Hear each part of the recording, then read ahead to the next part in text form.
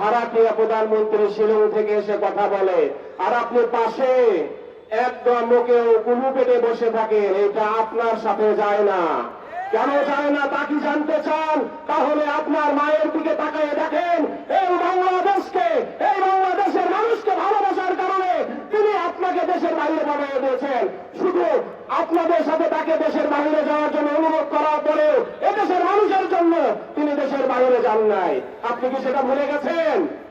আপনি যদি ভুলে যেতে তাহলে আপনাকে স্মরণ করে দিলাম। শুরু করেছিল ফিলিস্তিনের উপরে।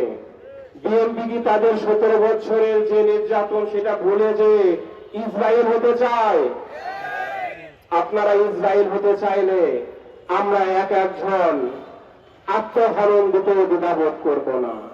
আমরা ইতিহাস ভুলে যাই নাই, না ভুলে গেছি 47, না 52, না 71।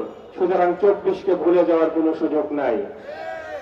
আমরা দেখেছি ইসরায়েলকে আশ্রয় দেওয়ার কারণে ইসরায়েল যে অত্যাচার শুরু করেছিল ফিলিস্তিনের উপরে, বিএনপি কি তাদের 17 বছরের যে নির্যাতন সেটা ভুলে যে ইসরায়েল হতে চায়? আপনারা ইসরায়েল হতে চাইলে আমরা এক একজন আত্মহরণ দিতেও দ্বিধাবোধ করব না। কিন্তু এই বাংলার মানুষ জুলাইয়ের বাস্তবায়ন করার জন্য যে ভোট দিয়ে ম্যান্ডেট দিয়েছে তা অস্বীকার করতে চাইলে আমরা হতে দেব না।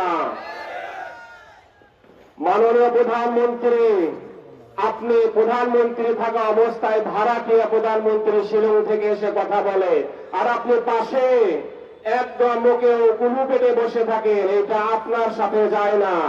কেন যায় না তা কি জানতে চান? তাহলে আপনার মায়ের দিকে তাকিয়ে দেখেন। এই বাংলাদেশকে, এই বাংলাদেশের মানুষকে ভালোবাসার কারণে তিনি আপনাকে দেশের বাইরে পাঠিয়ে দিয়েছেন। শুধু আপনাদের সাথে তাকে দেশের বাইরে যাওয়ার জন্য অনুরোধ করার পরেও এদেশের মানুষের জন্য তিনি দেশের বাইরে যান নাই। আপনি কি সেটা ভুলে গেছেন? আপনি যদি ভুলে যেতে তাহলে আপনাকে স্মরণ করে দিলাম। সেই সাথে স্মরণ করে দিতে চাই এদেশের মানুষের কথা। তারা হাসিনা স্বৈর শাসক যখন বাংলার বুকে বিষ সরিয়ে দিয়েছিল, তখন এদেশের প্রত্যেকটা মানুষ নীলকণ্ঠ ধারণ করে সেই বিষকে কণ্ঠে ধারণ করে রেখেছে। সুতরাং নতুন করে আপনি যদি কোনো বিষ সরাতে চান, তাহলে এই কণ্ঠে যে বিষ রয়েছে সেই বিষ দিয়ে আপনার বিষকে খেয়ে আপনাকে ওই মসনদ থেকে নামিয়ে দেওয়া হবে।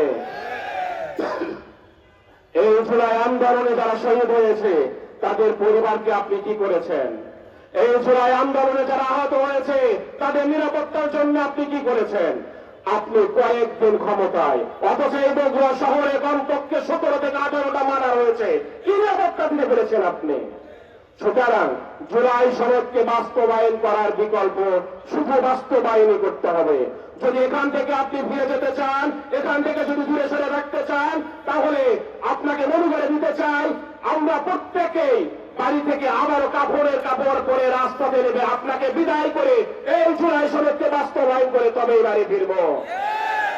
প্রিয় ভাইয়েরা, আজকের এই প্রোগ্রামের মধ্য দিয়ে আমাদের পরবর্তী প্রোগ্রামগুলো আবার নতুন ভাবে আসবে।